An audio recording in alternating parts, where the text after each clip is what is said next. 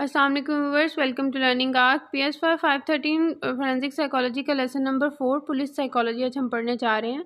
दो issues discuss किए गए यहाँ पे, use of excessive force and corruption. Use of excessive force का मतलब कि हद से ज़्यादा अपनी ताकत का इस्तेमाल करना। ये देखा जाता है कि पुलिस मैन जो होते हैं वो अक्सर अपनी वर्दी का फ़ायदा उठाते हैं और अपनी फ़ोर्स का गलत इस्तेमाल कर रहे होते हैं। यहाँ पे एक एग्ज़ाम्पल दी गई है कि एक बच्चा क्रिकेट खेल रहा है और औरत उसे रोक रही है, मगर वो बच्चा बस ज़िद है कि वो वहीं पे क्रिकेट खेलेगा।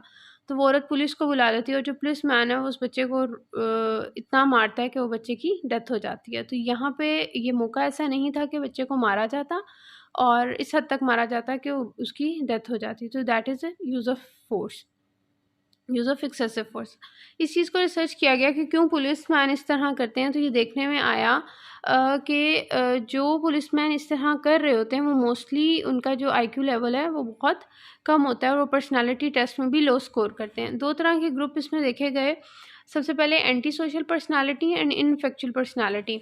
जो यूज़ ऑफ एक्सेसिव फोर्स कर रहे थे पुलिसमैन, उनमें एंटी सोशल पर्सनालिटी के जो लोग हैं वो ज़्यादातर narcissism, suspiciousism, tough mindedness, insensitivity, defensiveness, rigidity, यानी बहुत सख्त होते हैं नेचर वाइज, और उनमें वो अगले बंदे को एज अ ऑब्जेक्ट ही देख रहे होते हैं, एज इंसान नहीं देख रहे होते। देन हमारे पास आ जाता है करप्शन। सिर्फ करप्शन पुलिस में ही नहीं है, बल्कि पाकिस्तान के बाकी जितने भी डिपार्टमेंट्स हैं वो सारे ही ऑलमोस्ट करप्ट हैं, मगर ये है कि पुलिस इस चीज़ के लिए ज़्यादा जानी जाती है। Then strategies to combat with the corruption of police. इसमें करप्शन से निपटने के लिए तीन चीज़ों को मद्देनज़र रखा गया। फोरेंसिक साइकोलॉजिस्ट ने इस चीज़ में ये तीन डिफरेंट लेवल्स बताए: personal selection, training level and police counselling on duty stress management.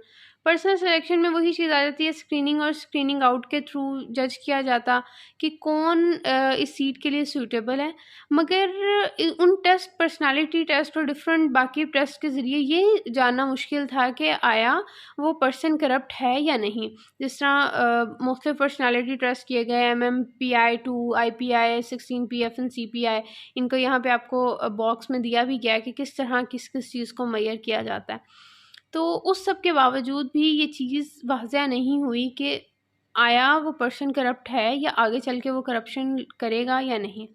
Then एक अमेरिकन एजेंसी ने ये कहा कि इमेच्योरिटी और जो इर्रिस्पॉन्सिबल यंग एज के जो पर्सन होते हैं वो करप्ट बिहेवियर शो करते हैं, मगर ये भी देखा गया कि वो आगे चल के ज़्यादा अच्छे और बेहतरीन ऑफिसर्स बने। ट्रेनिंग लेवल में ये देखा जाता है कि जब एक पर्टिकुलर डिज़ायर्ड पर्सन ले लिया जाता है उस सीट के लिए, तो फिर उसकी जो ट्रेड्स हैं उन्हें किस तरह मज़ीद इम्प्रूव किया जाएगा ट्रेनिंग्स के थ्रू। तो ये सब चीज़ें ट्रेनिंग लेवल में देखी जाती हैं। मेन चीज़ जिस पे काम किया जाता है वो होती है empathy and customer service attitude. Empathy ये आ जाता है कि इंसान दूसरे की फीलिंग्स को समझे, फीलिंग्स को इन सेंस में समझे, यानी कि वो ख़ुद उस पोजीशन पे बेशक ना खड़ा हो या वो उस हालातों वाक़यात से ख़ुद ना गुज़रा हो, मगर दूसरे को जब उन हालातों वाक़यात में देखे तो उसकी फीलिंग्स को, उसके एहसासात को, उसकी प्रॉब्लम को समझ सके। That is empathy. और ये ज़रूरी है कि पुलिस मैन या पुलिस ऑफिसर में एम्पैथी का फैक्टर हो।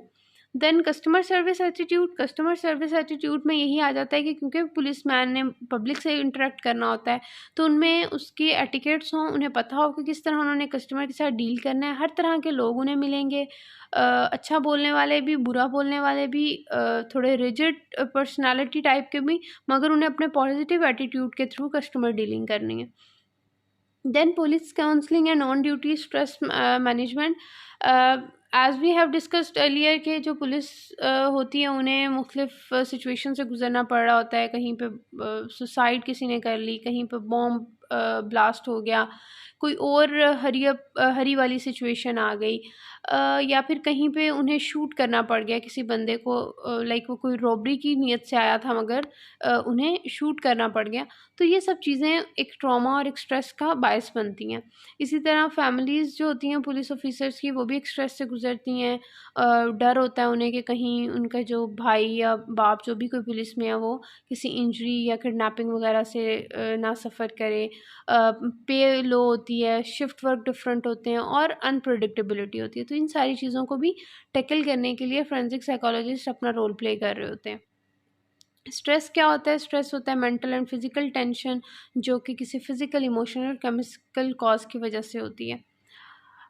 मुख्तलिफ टाइप ऑफ स्ट्रेसेस बताए हैं, 3 चीज़ें इसमें हम देखेंगे, internal stressor, external stressor and then हमारे पास हैं stresses task related to police work. Internal stressors to police organisation यानी पुलिस ऑर्गेनाइजेशन के अंदर वो कौन सी ऐसी चीज़ें हैं जो कि स्ट्रेस का बायस बनती हैं पुलिस के लिए? पुअर सुपरविजन, या तो बहुत ज़्यादा टफ है या बहुत लीनियंट है जो भी कोई ऊपर सुपरवाइज कर रहा है। ट्रेनिंग प्रॉपर नहीं है। अपवर्ड मोबिलिटी यानी आपकी तरक्की करने की तो मौके कम है, सॉरी। देन रिवॉर्ड नहीं मिल रहा।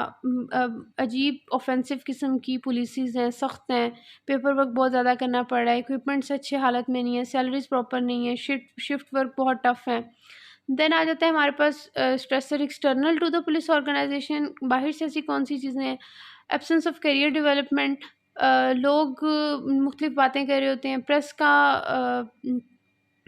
उसमें बाइस्ड होना, मीडिया का इन्फ्लुएंस होना, पॉलिटिकल इंटरफेरेंस के अंदर आ जाना। लोग भी मुख्तलिफ बातें कर रहे होते हैं पुलिस के लोगों के लिए जो कि अच्छे रिमार्क्स नहीं होते और जब वो उन्हें सुनते हैं तो वो भी एक उनके लिए स्ट्रेस का बायस बनता है। Then stress is task related to police work. इसमें role conflict and strain, shift work जो हो रहा है उनका, जॉब से रिलेटेड जो फियर है, डेंजर है कि कभी भी कुछ भी हो सकता है, victim pain, employ review board, ये सारी चीज़ें आ जाती हैं। Then stress associate with personal problem, sorry ये पॉइंट हमने पहले मिस कर दिया था। इसमें आ जाता है कि एक जो पुलिस मैन है उसकी अपनी एक पर्सनल लाइफ भी है, वो किसी डिवोर्स से गुजर रहा है, कोई और फैमिली पर प्रॉब्लम से गुजर रहा है, कोई हेल्थ प्रॉब्लम चल रही है, वो खुद किसी एडिक्शन में मुलव्वस है, कोई अपने दोस्त अहबाब, फैमिली का कोई प्रेशर है, डिप्रेशन, हरासमेंट या फिर लैक ऑफ अकम्पलिशमेंट, ये सारी चीज़ें इसमें आ जाती हैं। मिलते हैं अपने नेक्स्ट लेक्चर में। अल्लाह हाफिज़।